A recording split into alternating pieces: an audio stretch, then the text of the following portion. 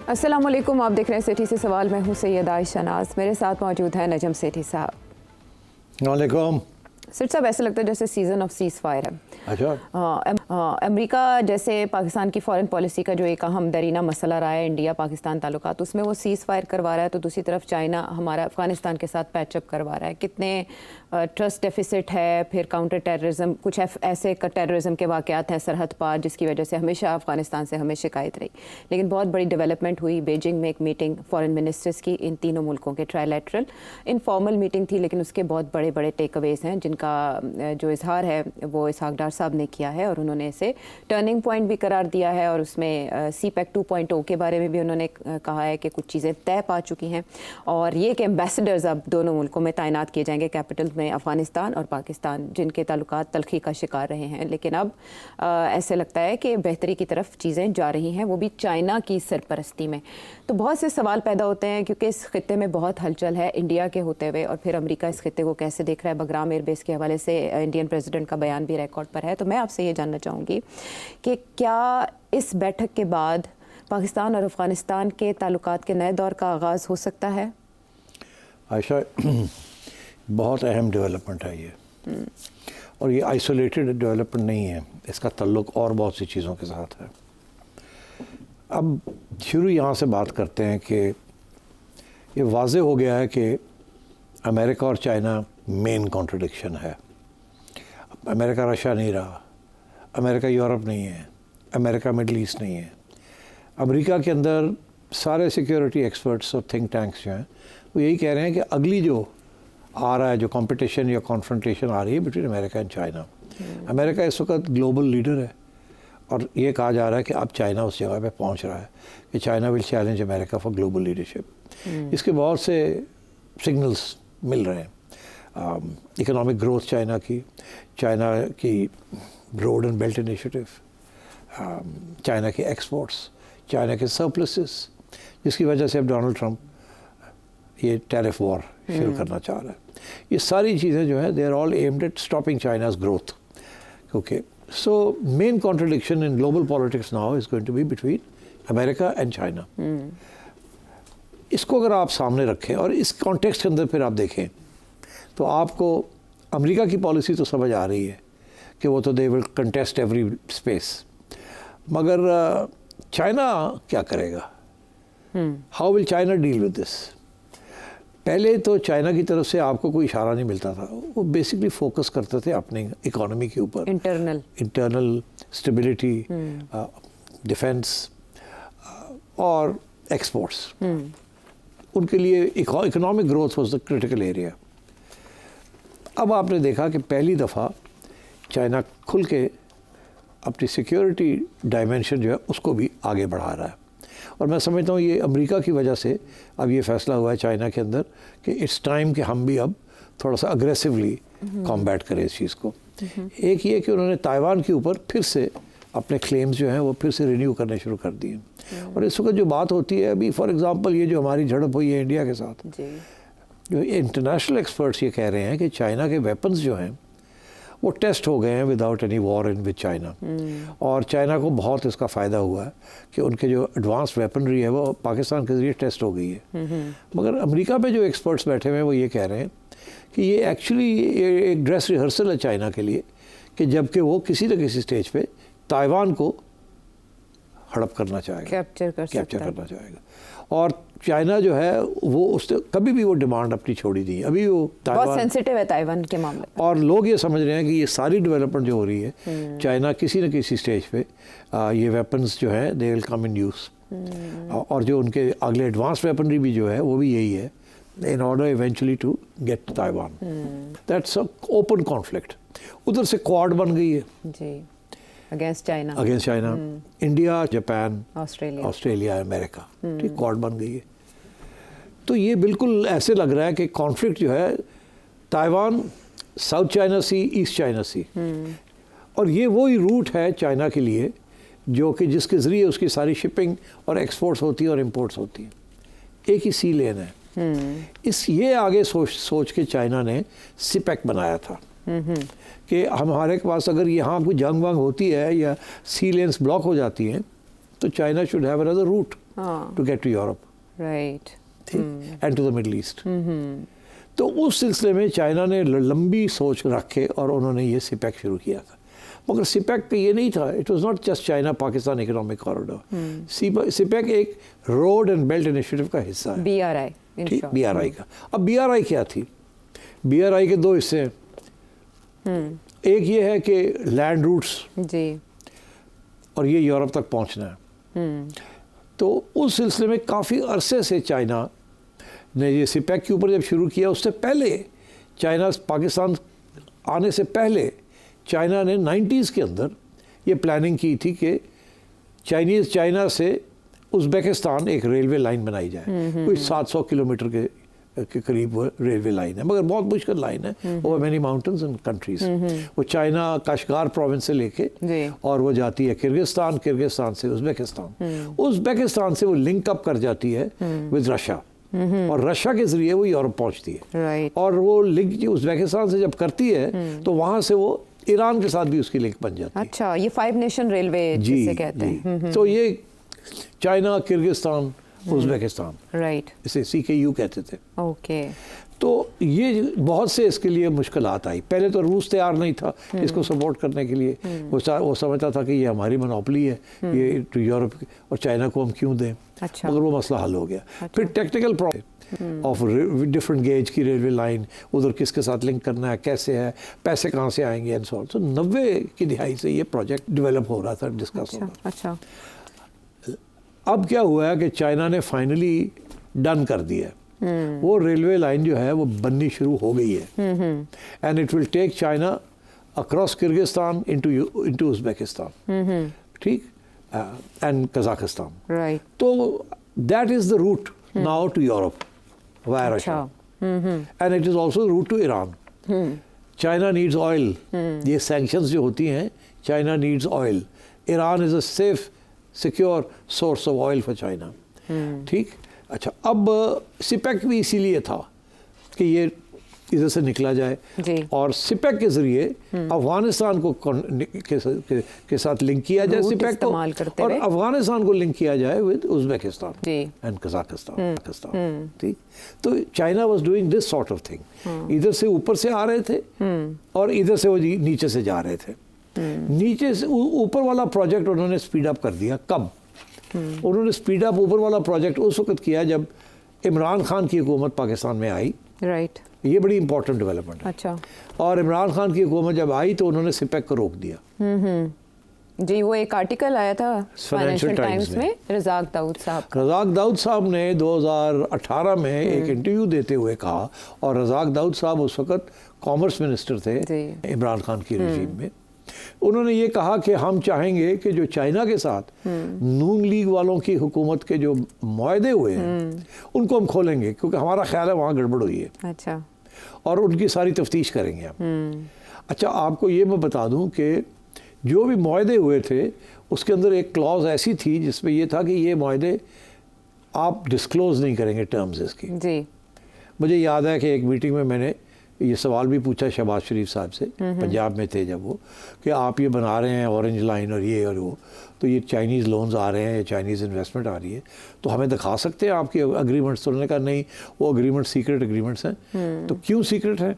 इसलिए क्योंकि इस किस्म की एग्रीमेंट्स उन्होंने अफ्रीका में भी किए हैं और जगह पे भी, श्रीलंका में भी कर रहे हैं। वो नहीं चाहते हमें जो स्पेशल टर्म्स दे रहे हैं, ये उनका मौक़िफ़ था कि हमें वो स्पेशल टर्म्स दे रहे हैं, वो नहीं चाहते कि ये स्पेशल टर्म्स सबको दें, इसलिए इनको खुफिया रखना पड़ेगा। They are not open to पेपरा और ऑल द रेस्ट। तो खैर चुप कर गए हम लोगों ने कहा अच्छा चलो, अगर ये चाइना दे ही रहा है तो चुप ही कर जाओ तो बेहतर है। तो अब ये है कि जब इमरान खान आया तो ये सब प्रोजेक्ट्स रोक दिए गए, और रज़ाक दाऊद साहब का जो बयान था उसके ऊपर काफ़ी लेन देन भी हुई। असल में तब ये नैरेटिव बना दिया गया था जैसे ये डेट ट्रैप है। नॉट ओनली डेट ट्रैप कि ये इसमें कमीशन एंड किकबैक्स मिले हैं नून लीग की गवर्नमेंट को, तो इसलिए इसको रोक दिया। अच्छा। मगर एक्चुअली इसके पीछे एक और भी बात थी जो आमतौर पे कहीं नहीं जाती, मैं आपको बता दूं। थोड़ी बहुत जिक्र होता है इसका मगर डिटेल में नहीं होता। वो ये था कि आपको याद होगा कि जब ये आए थे तो बात हो रही थी IMF का प्रोग्राम लेना कि नहीं लेना। असद साहब थे मेरा ख्याल फाइनेंस मिनिस्टर। जी जी, वो अरस्तु थे, माशी अरस्तु थे इमरान खान साहब की टीम के, और उन्होंने कहा था कि हम तो IMF प्रोग्राम नहीं करेंगे, नहीं जाना। उसके बाद वो तब्दील हो गए, जो अगले आए उन्होंने कहा हम IMF प्रोग्राम करेंगे, हफीज शेख साहब। हफीज शेख। तो फिर ये चलती रही बात, मगर उसके दौरान अमेरिका की तरफ से और ये एक्चुअली IMF की तरफ से ये रिक्वायरमेंट थी कि आप हमें जो मुआहदे किए हैं आपने चाइना के साथ वो हमें दिखाएं। वो क्यों? उनका मौक़िफ़ ये था IMF का कि हमसे आप पैसे ले रहे हैं और फिर आप उधर एडजस्ट करेंगे, और एडजस्ट आप उधर कर देंगे। उनसे आप लोन्स ले रहे हैं और वो आप ट्रांसपेरेंट नहीं है, और हमारे से पैसे लेके आप उनको डेट उधर पैसे वापस कर देंगे। तो ये तो एक्सेप्टेबल नहीं है। एक ही सूरत है, हमें दिखाएं उसमें क्या लिखा है। तो चाइना ने ऑब्जेक्ट किया कि ये हमारे लोन्स और हमारी जो टर्म्स हैं ये नहीं होनी चाहिए। अच्छा। उसके साथ सारा सिपेक जो है ना वो रुक गया। इमरान खान के ज़माने में सिपेक डेवलपमेंट रुक गई थी और काफ़ी इसके ऊपर लेन देन हुई। जब ये रज़ाक दाऊद साहब का बयान भी आया, जिसके बाद उन्होंने सॉरी करके उसको ख़त्म, आपने कहा नहीं जी आई वाज मिसकोटेड वगैरह, क्योंकि चाइना ने प्रोटेस्ट किया था, वजाहत देनी पड़ी थी। फिर चाइनीज एम्बेसडर ने यहाँ कहा ये क्या बात है एंड सो ऑन। मगर वो एक तो ये रुकावट थी। उससे पहले ही एक और रुकावट भी बननी शुरू हो गई थी जब नवाज शरीफ साहब प्राइम मिनिस्टर थे। ये भी मैं आपको अंदर की बात एक बता दूँ। जब 2017 में छुट्टी की ना नवाज शरीफ साहब, तो कभी कभी वो जिक्र करते हैं एक बात का, जब करते थे अच्छा कि उस वक़्त की जो इस्टेब्लिशमेंट थी जी, वो ये चाहती थी कि सिपेक जो है उसकी मैनेजमेंट इस्टेब्लिशमेंट के हवाले कर दी जाए, अथॉरिटी बना के। वो कह रहे थे कि हमारे बंदे को लगाएं या हम सिपेक को हम चलाएंगे।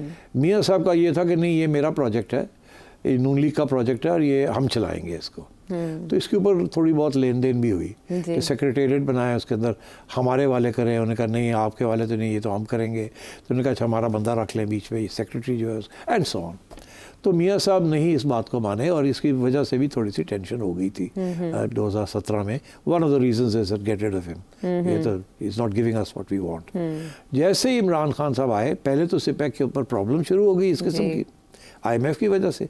उसके बाद जब वो हर्डल क्लियर हुआ तो आपको याद है कि फिर सिपेक के हवाले दे दी थी, आसिम सलीम बाजवा साहब को पकड़ा दी थी अथॉरिटी बना के। मगर वो बात आगे नहीं बढ़ी, वो वहीं की वहीं रह गई, बिकॉज वो बेसिकली उसके अंदर प्रॉब्लम्स आ गए थे। China had lost trust, you and government of Pakistan and China आपस में ट्रस्ट डिफिसिट, नाराज रहे थे। अच्छा, ये बैकग्राउंड बड़ी ज़रूरी थी। अब जैसे ये नई आया है ना, सिपेक रिवाइव हो रही है, राइट, और उसके अलावा चाइना ने अपना दूसरा प्रोजेक्ट जो है उसको भी तेज़ कर लिया। ठीक है, वो जो ऊपर से जाना है वाया किर्गिस्तान, ठीक है।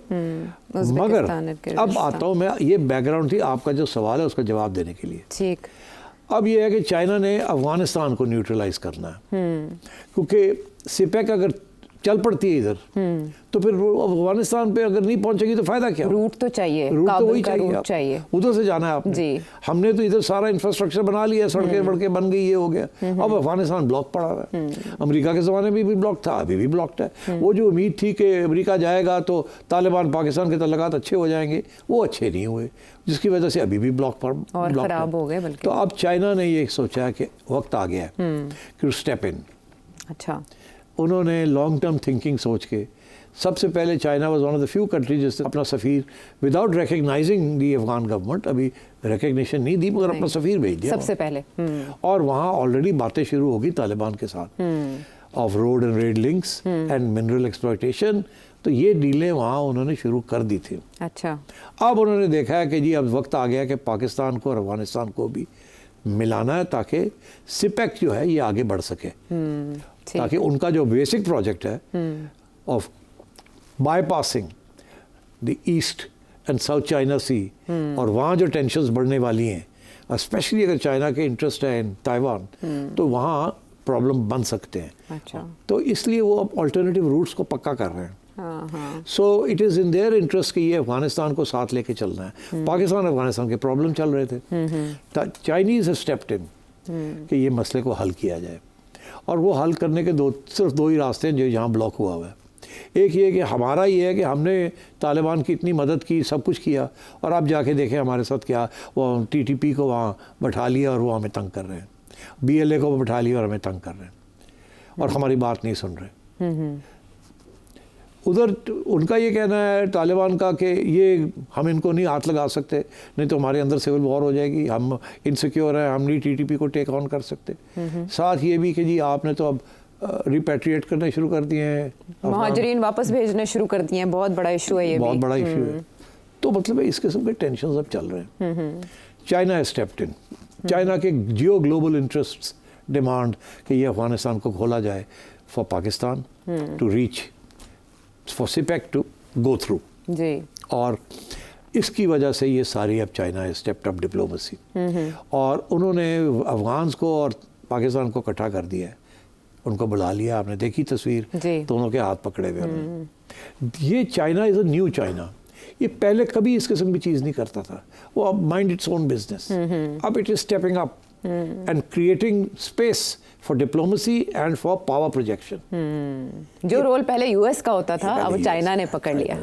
चाइना अपनी रीजन में कर रहा है। इसके दो चीज़ें निकली ना, दो पहलू निकले। पहला ये निकला कि उन्होंने पाकिस्तान का ऐसा साथ दिया है इन द लास्ट कॉन्फ्लिक्ट कि सब परेशान हो गए हैं, ये क्या हुआ है। और गोइंग फॉरवर्ड वो अब अपने इससे भी एडवांस टेक्नोलॉजी जो है वो पाकिस्तान को दे रहे हैं। और सवाल लोग पूछ रहे हैं वहाँ के, यार ये पाकिस्तान को तो स्टेल्थ बॉम्बर्स भी दे रहे हैं, ये भी दे रहे हैं जेट से, ये क्या हो रहा है। चाइना तो बिल्कुल ऐसे लगता है कि हाँ खुल के अब आ गया पाकिस्तान के सपोर्ट में। और जिस तरीके से उन्होंने इंडिया को स्कोल्डिंग की है कि टोटली सॉवरेन इंटेग्रिटी को पाकिस्तान को हम डिफेंड करेंगे, जिसकी वजह से अब जो सारे तज्जियाकार हैं वो ये कह रहे हैं यार हम तो फिक्रमंद थे कि अमेरिका जो है पाकिस्तान इंडिया को इक्वेट कर रहा है जी। और इंडिया की जंग पाकिस्तान के साथ है, पाकिस्तान की जंग इंडिया के साथ। उन्होंने नहीं ऐसे तो नहीं है, अब तो ऐसे लगता है कि ये पाकिस्तान इंडिया नहीं है, इंडिया एंड पाकिस्तान चाइना, क्योंकि Pakistan China is one, it's not true. तो अगर आप पाकिस्तान को छेड़ेंगे तो यू आर एक्चुअली छेड़ो पाएंगे। तो अब चाइना खुल के आ गया। हाँ। और ये भी जो उसने चाइना ने किया है अफगानिस्तान को और पाकिस्तान को इकट्ठा करने की कोशिश कर रहा है, ये भी खुल के आ गए। अच्छा, ये जेन्युइनली मैं आपको कह रहा हूँ, this is a very major strategic development in this region. इसके ग्लोबल और रीजनल कॉनोटेशंस बहुत से हैं। पहली बात तो ये कि इंडिया को समझ आ गई है, जो उनको समझ नहीं थी। वो ये समझते थे कि पाकिस्तान के साथ झगड़ा होगा थोड़ा बड़ा तो चाइना क्या कुछ भी नहीं करेगा, जैसे पहली जंगों में नहीं किया, ठीक है, ज़्यादा तो हमें थोड़ी सी फौज वहाँ रखनी पड़ेगी। हाँ। अब उनको ये कहा जा रहा है कि ना भाजी तुसी इत्थे कुछ कीता तो चाइना ने उत्थे मूवमेंट कर देनी है। हाँ। तो आपको थोड़ी बहुत फौज नहीं, you will and up fighting China also. तो ये ज़रा ख्याल रखें। ये वहाँ के जो मिलिट्री एक्सपर्ट्स हैं, थिंक टैंकर्स, वो ये बात अब कर रहे हैं कि ये पाकिस्तान इज़ नॉट अलोन। और ये जो टेक्नोलॉजी उन्होंने दी है आपको और जो आपकी ट्रेनिंग की है उन्होंने, ये अनप्रेसिडेंटेड है। ये आज तक कहीं किसी को नहीं दिया, अमेरिका ने नहीं दी, सिवाय इजराइल को ऐसी चीज़ें अमेरिका ने नहीं दी जो चाइना ने पहली दफ़ा, ना रूस को ना किसी और अपने साथी को नहीं दी, जो उन्होंने पाकिस्तान को दे दी। और ट्रेनिंग हो रही और एज वी स्पीक, जैसे हम यहाँ भी बात कर रहे हैं, इस वक्त चाइना की और पाकिस्तान की training on the supersonic jet जो आगे देने जा रहे हैं, जो उनका state of the art stealth bomber जो कि F-35 के साथ कम्पीट करेगा आगे जाके, जिसके बारे में उन्होंने आज किसी को नेड़े नहीं लगने दिया, उसकी आज फ्लाइट्स हो रही हैं, गिलगित बल्तिस्तान के ऊपर ट्रेनिंग हो रही है। अच्छा। तो ये this is next level China has gone, और खुल के आ गए, ठीक। और वो पाकिस्तान की एयरफोर्स को और पाकिस्तान के साथ जो उनका जो इकट्ठ है वो इतना पक्का हो गया अब कि दुनिया को ये पैगाम चला गया। अच्छा। And so I think for them it was very important कि in this aggressive mood strategic development कि वो अफगानिस्तान को भी साथ लेके चले, बिकॉज अफगानिस्तान को साथ नहीं लेंगे तो रास्ते बंद रहेंगे। ठीक। वहाँ टेररिज्म को भी ख़त्म करना है वहाँ, बिकॉज देखिए अफगानिस्तान के अंदर सिर्फ ऐसे ग्रुप्स नहीं है जो पाकिस्तान के खिलाफ बैठा हुआ है, टीटीपी चाइना को इक्वल, चाइना के खिलाफ वहाँ बैठे, वहाँ टैक्स हुए हैं, हाँ, रूस के खिलाफ वहाँ लोग बैठे हुए हैं, उज़्बेकिस्तान के खिलाफ वहाँ फ्रीडम मूवमेंट, जो 1000-2000 बंदा वहाँ से आया हुआ है अफगानिस्तान के अंदर, एक बेस एरिया बनाया हुआ है। And China will now work with Pakistan to give security to the Taliban government and say don't worry। और ये जो सारे घुस बैठी हैं, इन अफगानिस्तान को साफ करना है, इसके बगैर ये सारा रूट शूट्स नहीं खुलेंगे, अफगानिस्तान की खुशहाली नहीं आएगी, oil and gas pipelines, railway gas lines, roads, networks, ये नहीं जाएंगे।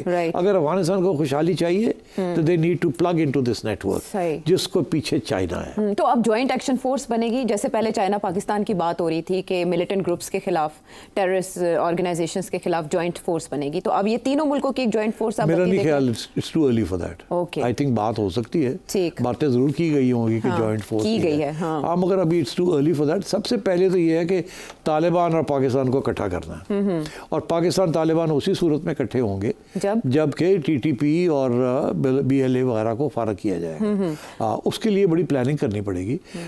जॉइंट टेररिज्म फोर्स, पहली तो बात यह है कि तालिबान को एक्सेप्ट करना पड़ेगा कि TTP is a terrorist force और BLA is a terrorist force. अभी तो नहीं मानते ना वो, तो पहले तो वो उस किस्म की ट्रस्ट बिल्डिंग करनी पड़ेगी। ये वक्त लगता है। China is going to play a major role in building trust between Pakistan and Afghanistan, and I think in the next year आप डेवलपर्स देखेंगे। मगर अगर आपको ये ख्याल है कि कल कुछ हो जाएगा, कल कुछ नहीं होगा, ये अप एंड डाउन चलेगा, मगर इनिशिएटिव ले लिया है चाइना ने, and China will now oversee the development of Afghanistan Pakistan relations because it's very important to China, and China is a major player that can do things like this. मैं ये समझता हूँ this meeting in China between Ishaq Dar साहब and the Chinese foreign minister very significant. तो India तो कम से कम ग्रेट गेम से आउट हो गया। देखिए इंडिया तो आउट हो गया ना। इंडिया का क्या ख्याल था? अब देखिए इंडिया क्या चाह रहा था। इंडिया ने ईरान के साथ तल्लुकात बनाए, वहाँ उन्होंने चाबहार पोर्ट जो है उसको गवादर के अगेंस्ट डेवलप करने की, वहाँ से एक सड़क निकलती है या जो इंडिया फंड कर रहा था to cross of Iran into Afghanistan, वो ये रूट पाकिस्तान वाला ख़त्म करके वो ऊपर से जा रहे थे to central Asia via Afghanistan. ठीक, अब जब ये हो जाएगा तो that route is not going to become relevant. तो अब चाइना विल टेक अफगानिस्तान की ये जो फ्लर्टेशन हो रही थी ना, इब्राहिम साहब पहुंचे हुए थे उधर, दिल्ली भी पहुंचे हुए थे इनके कोई नुमाइंदे।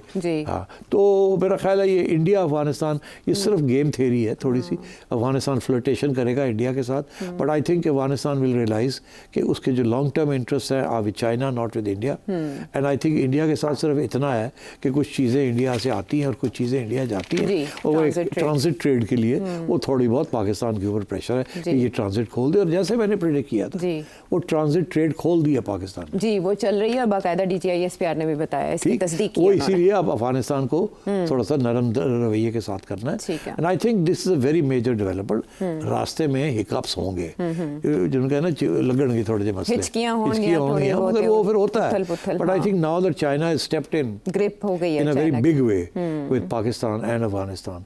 आई think within a year you will see much in very interesting things happening. Islamabad और काबुल ताल्लुकात के नए मोड़ के आगाज की तरफ यहाँ पेश रफ्ता है, लेकिन कुछ वक्त लगेगा अकॉर्डिंग टू द एनालिसिस। वापस आते हैं एक ब्रेक के बाद।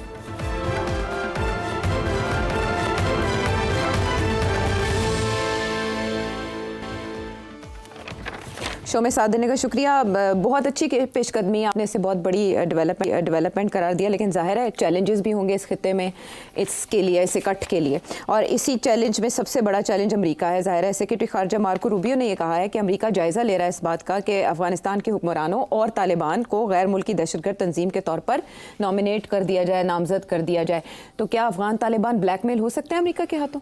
नहीं, मेरा ख्याल है थोड़ी सी इसमें ट्विस्ट है। वो पहले इनको एज अ टेररिस्ट ऑर्गेनाइजेशन करार दिया था जी, उसको रिव्यू कर रहे हैं। अच्छा, कि वो क्लासिफिकेशन ठीक थी या गलत थी। ये नहीं कि कोई नई क्लासिफिकेशन कर रहे हैं, और इसमें यह है कि या तो वो तालिबान को डिक्लासिफाई कर देंगे एज अ टेररिस्ट ऑर्गेनाइजेशन, अच्छा, या ये टेररिस्ट ऑर्गेनाइजेशन रखेंगे ये लेबल उनके ऊपर। ये रिव्यू हो रहा है। अच्छा, अब बात यह है कि इट्स वेरी इंटरेस्टिंग कि ये एकदम खबर आई है जी। जैसे चाइना पाकिस्तान तालिबान के तल्लुकात बढ़ने लगे हैं और चाइना आ गया गेम के अंदर, तो एकदम अमेरिका जाग उठा है, एक ही हो रहा है। तो मेरा ख्याल है this is in reaction to that कि अब तालिबान के साथ हमारे तल्लुकात क्या होंगे। तो ये वो बिल्कुल वो कैरेट एंड स्टिक कि हमारे साथ भी तल्लुकात होने चाहिए, हमें एक्सक्लूड नहीं करना चाहिए, बिकॉज इनके भी बड़े इंटरेस्ट है ना मिनरल डेवलपमेंट में एंड सो ऑन। वो तो ट्रम्प का ख्वाब है, पता ही है। एक तरफ वो इंटरेस्ट है इनका, दूसरी तरफ ये है कि धमकी दे ये, क्योंकि सबसे बड़ी बात ये है ना, अभी कोई रिकग्नाइज नहीं कर रहा ना इनको जी, कोई गवर्नमेंट रिकग्निशन नहीं हो रही है। उसकी वजह यही है कि अमेरिका जो है अभी उसने माफ़ नहीं किया ना कि उनके साथ हुआ है। तो ये दो चीज़ें हो रही हैं। एक ये कि रिव्यू किया जा रहा है कि अमेरिकन विड्रॉल वहाँ से कैसे हुई, कि उसमें, और उसके अंदर आपको पता है ना वो जाते जाते जब एक बॉम्ब फटा था जी, वो हलाकतें हुई थी बड़े पैमाने पर। बड़े पैमाने, वो इशू है अमेरिका के लिए। तो ये मेरा ख्याल है this is a carrot and stick approach. एक तरफ वो खोल देंगे फाइल ऑन द तालिबान के आप टेररिस्ट हैं कि नहीं हैं, और उस वक्त क्या हुआ था और क्या नहीं हुआ था। ठीक। दूसरी तरफ वो फिर ये भी कहेंगे कि आप चाइना को अंदर ला रहे हैं तो हमें भी सीट दे, हमें ना एक्सक्लूड करें। ये तो ये नहीं छोड़ेंगे कि सारा चाइना जो है वो टेक ओवर कर ले। They want their own interest over there. So I think इस किस्म की कशमकश चलेगी। आप देखिएगा तालिबान जो है जैसे इंडिया पाकिस्तान दोनों के साथ खेलना चाह रहे हैं, इसी तरीके से वो चाइना और अमेरिका के साथ भी खेलेंगे। आप देख लीजिएगा। ये दूर नहीं है कि एक आध तो बंदा हो गया ना वहाँ से। आपको पता ना एक अमेरिकन एनवॉय आया था जो पहुंचा हुआ था वहाँ। तो ये इस किस्म की चीज़ आप और भी शायद देखेंगे गोइंग फॉरवर्ड। तो अमेरिका चाहेगा कि अपना उसका फुटप्रिंट वहाँ रहे, एंड आई थिंक तालिबान भी ये चाहेंगे। देखो ना, शार्प तो है ना कि सबके साथ खेलना है हमने, अपने लिए अपने मफाद के लिए जितना कुछ एक्सट्रैक्ट कर सकते हैं वो करना है। तो पाकिस्तान के साथ भी खेलेंगे, थोड़ा बहुत हाथ इंडिया के साथ भी रखेंगे, उधर चाइना का हाथ पकड़ लेंगे, मगर अमेरिका के साथ भी एक छोटी सी चीची उंगली रखेंगे, यानी माजी का पाकिस्तान रहेंगे। हाँ, ये अब वो ही बनने जा रहे हैं ना। लेकिन देखिए ना, हम पहले हम कहते थे ना हमारी जियो स्ट्रेटेजिक पोजीशन, अब वो तालिबान के हमारे साथ की बनने जा रही है जियो स्ट्रेटेजिक पोजीशन। जो हमारी स्ट्रेटेजिक डेप्थ थी वो अब चाइना की स्ट्रेटेजिक डेप्थ बनने जा रही है, शिफ्ट हो गई है। सो ये this is what's happening. And I think I can anticipate your next question कि जी रिकग्निशन जी तस्लीम कर सकते हैं चाइना और पाकिस्तान, क्योंकि मसला वही है कि दोहा में जो मुज़ाकरात हुए, शराइत रखी गई, जो तालिबान हुकूमत है उस पर अमल पैरा नहीं है सिविल राइट्स के हवाले से और ख़वातीन के एजुकेशन के मामला। तो क्या ये दोनों ममालिक पेशरफ्त कर सकते हैं, पाकिस्तान और चाइना? मेरा ख्याल है कि with in the year Taliban government को रिकग्निशन मिल जाएगी। शुरू चाइना और पाकिस्तान करेंगे। अच्छा, मैं आपको बता दूँ, Russia, Uzbekistan, China, Pakistan, possibly even Turkey, okay, possibly even Iran, okay, ये इनमें से 4-5 में से 4-5 तालिबान की रेजीम को रिकग्नाइज कर लेंगे with in the next 12 months. फिर रास्ता खुल जाएगा, क्योंकि इन सब के बड़े स्ट्रॉन्ग इंटरेस्ट है नाउ इन अफगानिस्तान। देखो ये वो वक्त आ गया ना रेयर अर्थ मिनरल्स का। This is the age of rare earth minerals. या एआई एंड टेक्नोलॉजी के दौर में सबसे ज़्यादा अहमियत इन्हीं की है। तो इसलिए इसके ऊपर they will be a scramble for resources now. पहले ये रिसोर्सेज की स्क्रैम्बल नहीं होती थी, टेरिटरी की स्क्रैम्बल होती थी पुराने ज़माने में। Now the scramble will be for resources. अच्छा, दरवाजे खुल जाएंगे, नए रूट्स डिस्कवर होंगे, लेकिन जो ये जिस रीजन में BRI बन रहा है इसमें बहुत से इश्यूज़ भी हैं, सिक्योरिटी खदशात बहुत बड़े हैं, इंस्टेबिलिटी है, पॉलिटिकल इंस्टेबिलिटी। इन इश्यूज़ को कैसे चाइना एड्रेस करेगा? और मईशत, कमज़ोर मईशत मुख्तलिफ। चाइना ने पाकिस्तान को कहा था कि देखिए आप हमें प्रोटेक्ट ठीक तरीके से नहीं कर रहे जी, हमारे ऊपर अटैक्स हो रही हैं, BLA भी कर रही है और तालिबान भी कर रहे हैं। और जाहिर है BLA को कौन सपोर्ट कर रहा है, वो तो इंडिया का इंटरेस्ट ही नहीं है कि चाइना यहाँ पाँव जमा ले। सो ऑब्वियसली तो चाइना ने बहुत कहा पाकिस्तान को हमारी सिक्योरिटी ठीक करें, वो नहीं हो रही थी, बड़े अटैक्स हो रहे थे। फिर एक पिछले 6 माह के अंदर फिर एक नई डायलॉग शुरू हुई कि भाई ठीक है, अगर आप नहीं हमारी सिक्योरिटी दे सकते तो फिर आप हमें इजाज़त दें, हम अपनी सिक्योरिटी खुद इंतज़ाम कर लेते हैं। मीनिंग कि फिर हम अपने सिक्योरिटी की फ़ौज और वो हम अपने लिए इंतज़ाम कर लेते हैं। अगर 1 लाख चाइनीज़ है अगर पाकिस्तान में, या 2 लाख चाइनीज़ है, तो हम 10,000 20,000 की अपनी सिक्योरिटी, अपने सोल्जर्स और अपनी सिक्योरिटी कर देते। इन्होंने कहा नहीं, we don't want that sort of Chinese footprint here. उसको तो अमेरिका तो पागल हो जाएगा एंड अदर्स। तो इसलिए फिर इन्होंने कहा कि हम ही करेंगे। अब कुछ नई अरेंजमेंट हुई है जो कि बता नहीं रहे हैं क्या हुआ है। आप कुछ अरसे के लिए पिछले 2-3 माह पहले सारी चाइनीज़ एक्टिविटी बंद हो गई थी, अब आहिस्ता आहिस्ता फिर खुलनी शुरू हो गई, रिवाइव हो रही है, सिक्योरिटी रूल्स बन रहे हैं। मेरा ख्याल है कोई ना अंडरस्टैंडिंग हुई है जी। और मेरा ख्याल है कि अब देखिएगा गोइंग फॉरवर्ड, अब इंडिया वाले ये बात कह रहे हैं और हकीकत है इसके अंदर कि अगला राउंड जो है ना इंडिया और पाकिस्तान का, जो कहते हैं होगा जी, उसके अंदर चाइनीज़ का जो फुटप्रिंट है या हाथ है वो और भी ज़्यादा बड़ा होगा। इस पिछली जो राउंड हुआ है ना, इसके अंदर तो सिर्फ जहाज़ और मिसाइल्स का राउंड था और नेटवर्किंग का राउंड था, इंटीग्रेटेड प्लेटफॉर्म का राउंड था, रडार्स का राउंड था। इसके अंदर सैटेलाइट, जो चाइना के कितने सैटेलाइट्स इस वक्त घूम रहे हैं जो कि can be used, some of them can be used as a part of the defense of Pakistan. And I think जबकि conflict अगर होगी तो they will be used to give Pakistan a big picture of what's happening. और मैं समझता हूँ कि with this sort of development आप तवक्को यही करें कि China is going to end up playing a very open and big role in this region. सवाल इस में ये भी उठ रहा है कि चाइना सिर्फ ताइवान तक महदूद रहेगा या कश्मीर के मसले में भी वो कहाँ फरीक है, जैसे आज DGISPR ने कहा, और फिर तिब्बत का मामला भी है, तो इसमें चाइना की एक्चुअली मफादात पैबस्ता है पाकिस्तान के साथ मदद करने में। तो आने वाले दिनों में बात करते रहेंगे, लेकिन शामिल करने हैं आपके सवाल, वो भी एक ब्रेक के बाद।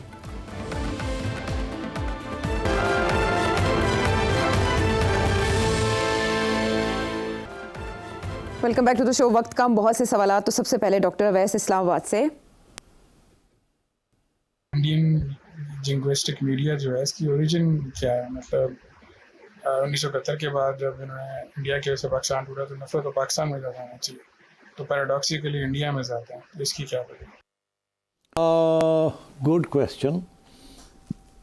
मेरा ख्याल है थोड़ा सोच के जवाब देना चाहिए, बट ऑफ द कफ पहली बात तो ये जी कि जो पहले हमारी जंगें होती रही हैं उसमें इस किस्म की आउटराइट डिफीट और आउटराइट विक्ट्री नहीं थी। इफ़ यू रिमेंबर 71 के बाद there was no real conflict until Kargil conflict. और कारगिल कॉन्फ्लिक्ट जो थी वो इंडिया के जो मीडिया है और जो रियासत है उन्होंने समझा था कि that's a very big betrayal, बहुत बड़ी बिट्रियल उसको देखा गया, क्योंकि उससे सिर्फ कुछ माह पहले या वाजपेयी साहब पाकिस्तान आए थे नवाज शरीफ साहब के साथ बैठ के, और यहाँ उन्होंने पाकिस्तान को तस्लीम किया था कि एज अ लेजिटिमेट स्टेट, और उसके बाद वो यहाँ थे और वहाँ तैयारी हो रही थी कारगिल की। तो मेरा ख्याल है वो एक बहुत बड़ा धक्का लगा था उनको। तो उसके बाद इंडियन नेशनलिज्म और एंटी पाकिस्तान सेंटिमेंट फिर बढ़ना शुरू हुआ। फिर आपने देखा कि मुंबई हो गया, और मुंबई से मेरा ख्याल है दे वर टेकन कम्प्लीटली शॉक्ड कि ये क्या हुआ हमारे साथ। एक तरफ तो बातें चल रही थी मुशर्रफ के साथ कश्मीर की सेटलमेंट की 2004, 5, 6 हमें कहा गया था कि सेटलमेंट हो गई है, हो रही है, और इधर से मुंबई की तैयारियाँ हो रही थी। So that was the second what they say is a stab in the back. और वो those are the times when Indian media became virulently anti Pakistan, और ये अच्छे खासे लोग जो कि लिबरल जिसे आप कहते थे और वो पीस विद पाकिस्तान की बात करते थे, वो सब बैक ऑफ कर गए। उन्होंने कहा ये जो है ना, दिस इज़ अनएक्सेप्टेबल। और वो उसके साथ I think that was a formation. मगर एक और भी रीज़न थी कि बीजेपी की जो राइज हुई है दैट इज़ वो एक सिविलाइजेशनल इशू बन गया उनके लिए, राइज ऑफ रिलीजन। और रिलीजियस पैशंस जो हैं वो जब भी होते हैं तो they are very very severe. ये नया इंडियन मीडिया, ये पुराना इंडियन मीडिया प्रिंट मीडिया था। पुराना इंडियन मीडिया के अंदर आज़ाद किस्म के प्रिंट अखबार भी थे, मगर जो नया इंडियन मीडिया बना है ये कॉर्पोरेट इंडिया मीडिया बना है। और ये कॉर्पोरेट इंडिया मीडिया जो है ये belongs to the rich people of India and they're all behind BJP. सबसे ज़्यादा पैसे वो कंट्रीब्यूट करते हैं टू इंडियन मीडिया। एंड आपको पता नहीं कि हमारे ज़माने में, पुराने ज़माने में अखबारों के एडिटर्स जो थे वो जर्नलिस्ट होते थे। अब कॉर्पोरेट सेक्टर के मैनेजर्स आके बैठ गए हैं एज एडिटर्स, तो बिल्कुल कॉर्पोरेटाइज हो गया, और उससे profits and political interest are more important than independence of media. तो ये इंडियन जिंगुइज्म जो है ना, इसका थर्ड डायमेंशन ये है कि इंडिया अब अपने आप को as a great power, bidding great power, potential great power बन रहा है। उनकी मिडिल क्लास जो है, अर्बन मिडिल क्लास, वो 300 मिलियन के करीब है, उनको ये गोली दी जा रही है थ्रू आउट कि हमारे यूनिवर्सिटीज़, हमारे professionals all over the world, we are now gaining ground as the fourth largest economy in the world, or the fifth largest economy in the world, and India is leading in this and India is leading in that. तो एक पूरा एक माहौल वहाँ बना हुआ है जिसके अंदर फिर बीजेपी ने भी अपनी जन्म ली इस तरीके से एग्रेसिवली, एंड नाउ देयर 10 साल हो गए देयर रूलिंग। तो ये एक total transformation of India under BJP and under its new civilisational approach. और वो जब वो उनको धक्का लगता है ना किसी तरीके, अब जो अमेरिका ने जो उनके साथ किया है, 4 से 8 दफ़ा कश्मीर का जिक्र आ गया या मीडिएशन का जिक्र आ गया फ्रॉम डोनाल्ड ट्रंप, बहुत अपसेट हो गए ये लोग वेरी, कि ये कैसे हो गया हमारे साथ। हम तो समझ रहे थे कि हमने स्ट्रेटेजिक शिफ्ट की है एंड सो ऑन। तो सिमिलरली ये जो पाकिस्तान के साथ ड्रबिंग मिली है उनको, दे कांट बिलीव इट, उनको समझ नहीं आ रही ये हुआ क्या हमारे साथ। हमें तो गोली ये दी गई थी we are a great power, और वो ज़माना नहीं रहा 1962 का जब चाइना ने हमारी पिटाई की थी, वो तो अब रहा ही नहीं। अब तो we are a great power, यहाँ तक कि अब तो हमारी सीक्रेट एजेंसियाँ जो है कि बाहर जाके एक्स्ट्रा जुडिशल किलिंग्स भी करती हैं, like any other big agency like Mossad या CIA, तो they think there is part of the big league. अब वो सारी जनरेशन को, 2 जनरेशन को यही समझाया जा रहा है पिछले 20 साल से। तो फिर what do you expect? Mumbai के बाद इंडिया हैज़ चेंज्ड। इंडिया की नई जनरेशन जो है completely anti Pakistan, they are very virulently nationalistic, और that is why you getting this reaction. और स्पेशली ये कि उनको ये कहा गया कि ट्वाइस पाकिस्तान ने हमारे साथ ज़्यादती की है, एक दफ़ा हमें बुला के अमन की बातें की है, और फिर दूसरी दफ़ा फिर कश्मीर की बात की है, और पीछे से एक दफ़ा कारगिल कर दिया और दूसरी दफ़ा मुंबई कर दिया, एंड सो ऑन। उसके बाद भी नवाज शरीफ साहब के ज़माने में आपको पता है हमने फिर मियाँ साहब ने कोशिश की थी कि नरेंद्र मोदी के साथ कोई थोड़ी बहुत बात चले आगे, मगर नहीं हुआ, और वो आपको पता ही है पठानकोट हो गया और इस किस्म की चीज़ें हमारे पे जो इल्ज़ाम है, and so it was derailed. तो अब मेरा ख्याल है it's very difficult for the 2 countries to live peacefully together. ये वक्त लगेगा, और अब क्योंकि पाकिस्तान चाइना के एक्सेस के अंदर पक्का आ गया है, और India is in the axis of America है भी और नहीं भी है, उनको भी सोचना पड़ रहा है कि हम आएंगे या नहीं आएंगे। सो ये अनसर्टेनिटी अब कुछ अरसे के लिए रहेगी। I don't see any peace initiatives between Pakistan and India succeeding. ठीक है, इंडियन जंगी जान का डायग्नोसिस आपने जाना। अमित जी लखनऊ से आपने सवाल भेजा, कासिम याकलैंड से, राजा वलीद गुजरात से, अहमद टेक्सास से, अहमर स्पेन से, खुरम आवान अमेरिका से, रज़ा ऑस्ट्रेलिया से, सैयद सैफुल्ला गिलानी मुल्तान से, जिशान UAE से, जुबैर यूनुस मुल्तान से। सवाल पे सवाल है, लेकिन वक्त को सवाल है, वक्त हमारा खत्म हो चुका है। कल के प्रोग्राम में मेरा ख्याल सारे सवाल ही कर दें, बाकी छोड़े पाकिस्तान का बाकी। हर बार ये सबके नुमाइंदे बन के बात करते हैं नजम सेठी साहब, और फिर वादा भी पूरा करते हैं। तो कल के दिन पे, कल के प्रोग्राम पे ये सवाल उठा, अगले प्रोग्राम तक के लिए डन हो गया जी, डन हो गया। Done.